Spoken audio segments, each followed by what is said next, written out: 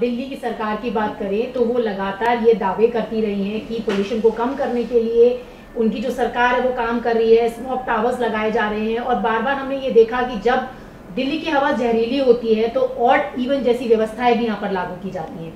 तो जैसे कि आप बता रहे हैं कि जनवरी तक बढ़ेगा, तो क्या कारण क्या है कि इतनी सारी चीजों के बाद भी लगातार जो हवा है वो जहरीली होती जा रही है? देखो, ये सरकारें सब झूठ बोल रही हैं, ये आई वॉश है। स्मॉग टावर टैक्स पेयर्स के पैसे की क्रिमिनल वेस्टेज है।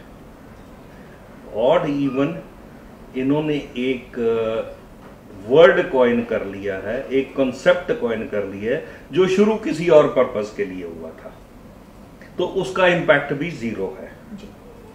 इनका बेसिक फंडा जो मेरे को समझ में आया सरकारों का, कि आप आम आदमी को पंच बैग बना लो, उसको पीटते रहो, उसकी गाड़ी भी बंद कर दो, इंस्टीट्यूशनल पॉल्यूटर जो हैं उनको हाथ नहीं लगाओ, और जो स्टबल बर्निंग की जिसकी आप बात कर रहे हो, एक बहुत बड़ा फार्स है। स्टबल बर्निंग पंजाब में होती है। विंड डायरेक्शन आज की डेट में क्या दिल्ली से पंजाब की तरफ है, पंजाब से दिल्ली की तरफ है, ये कोई नहीं देख रहा। जब हिमाचल में स्नोफॉल होगा, बारिश होगी, उसके बाद जो विंड डायरेक्शन होगी वो पंजाब से दिल्ली को होगी। तो उन दिनों में तो मैं समझ सकता हूं कि पोल्यूशन शायद दिल्ली पहुंच जाए पंजाब का। आज पंजाब का पोल्यूशन क्या उल्टी विंड डायरेक्शन से पंजाब में ट्रेवल करके दिल्ली आ जाएगा बिना रास्ते में किसी को पोल्यूट किए हुए? तो ये सारी ड्रामेबाजी है, बेवकूफी वाली बातें, आम जनता को गुमराह करने वाली बातें हैं। सर, अगर ये चीजें गुमराह करने वाली हैं तो क्या ऐसी चीजें होनी चाहिए कि इसका एक परमानेंट सोल्यूशन निकले? क्योंकि बार बार जब सर्दियां के लिए होती हैं तो इसी तरीके की स्थिति देखने के लिए मिलती है। सरकारों की तरफ से तमाम दावे किए जाते हैं कि इस बार दम घोटू हवा में लोगों को नहीं रहना पड़ेगा, लेकिन स्थिति सामने है। देखिए, सरकारें जानबूझ के कोर इशू को एड्रेस नहीं करना चाहती। अगर एक बार कोर इशू एड्रेस हो गया तो ये कमेटियों में जो बैठे लोग ये क्या करेंगे, इनको पैसे कहां से मिलेंगे जी? आप ये देखिए, कोर इशू पोल्यूशन के 4 हैं हमारे। अभी कूड़े के पहाड़ का कितना शोर मचा था जी। उसका पोल्यूशन कहां जाता है? दिल्ली में आता है ना। उसको एड्रेस ये कैसे करेंगे जी? उसको नहीं कर रही है एड्रेस। थर्मल पावर प्लांट्स का जो पोल्यूशन है वो 300 किलोमीटर के रेडियस में होता है। दिल्ली के चारों तरफ 10 थर्मल पावर प्लांट है, उसको आप कैसे एड्रेस करोगे? सीपीसीबी ने उनकी जो कंप्लायंस थी उसका पीरियड 2 साल और बढ़ा दिया है।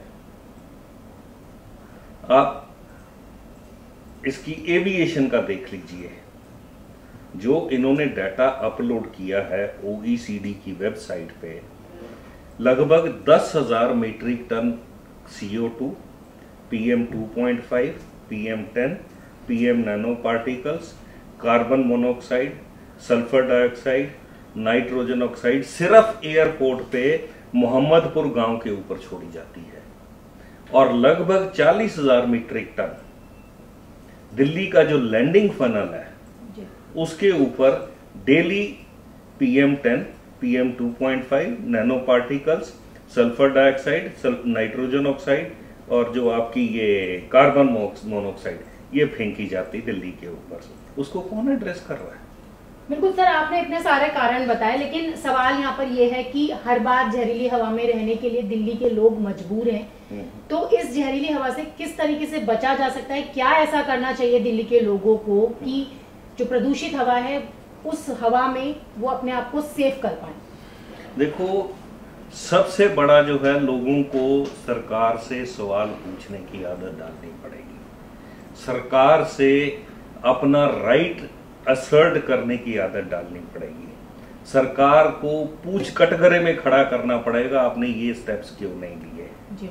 दूसरा, सरकारों को जैसे कि वर्ल्ड वाइड 555 एयरपोर्ट्स में से 402 एयरपोर्ट्स के ऊपर नाइट कर्फ्यू लगा हुआ है, तो वहां क्या है कि एटलीस्ट रात को 10 से लेके सुबह 6 बजे तक या रात को 11 से लेके सुबह 6 बजे तक ऊपर से आपके ऊपर कार्बन मोनोऑक्साइड नहीं फेंकी जाएगी, आपके ऊपर डस्ट नहीं फेंकी जाएगी, आपके ऊपर कार्बन ये जो PM2 पार्टिकल नहीं फेंके जाएंगे, तो हवा कुछ हद तक नेचर अपने आप को साफ कर लेगी।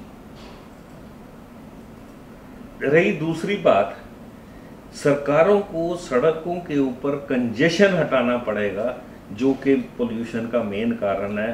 वो इसलिए नहीं हटता क्योंकि सबकी रोजी रोटी बंधी हुई है उससे, जो नंबर 2 में इनको कमाई होती है, पॉलिटिशियंस और ब्यूरोक्रेट्स।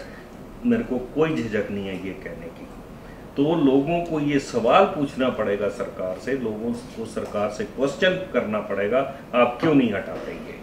सर बिल्कुल सही कि सवाल तो पूछने पड़ेंगे, लेकिन इन सवालों के साथ ऐसा क्या करना होगा कि अभी जो लोग हैं वो सुरक्षित महसूस करें, क्योंकि छोटे छोटे बच्चे या घर में जो बुजुर्ग हैं उनके ऊपर इस जहरीली हवा का काफी ज्यादा प्रभाव पड़ रहा है। कई तरीके की बीमारियां उनको हो रही हैं। जो अस्थमैटिक लोग हैं उनको सबसे ज्यादा परेशानी है।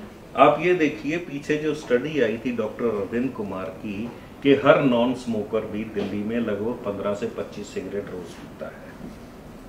तो इसलिए सबसे पहला तो जो है सर्दियों में अर्ली मॉर्निंग वॉक बंद करनी पड़ेगी सबको, क्योंकि उस टाइम पे पोल्यूशन मैक्सिमम होता है जो जमीन पे आता है।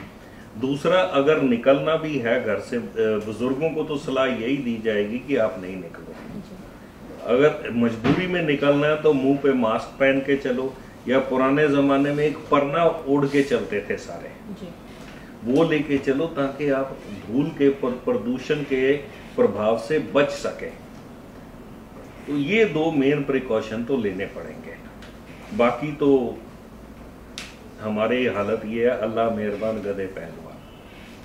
तो आप सुन रहे थे, ये थे हमारे साथ बात करने के लिए एनवायरमेंट एक्सपर्ट अनिल सूद, जो बता रहे थे कि सबसे पहले लोगों को सरकार से सवाल करने होंगे कि पोल्यूशन को कम करने के लिए दावे तो किए जाते हैं, लेकिन आखिरकार काम क्या किए जा रहे हैं। और साथ ही साथ उनका ये भी कहना है कि जहरीली हवा से बचने के लिए छोटे बच्चे और जो घर में बुजुर्ग हैं, जब तक बेहद जरूरी ना हो वो घर से बाहर ना निकले और मॉर्निंग वॉक से जरूर बचें। कैमरा पर्सन नरेश के साथ रचना, News 18 दिल्ली।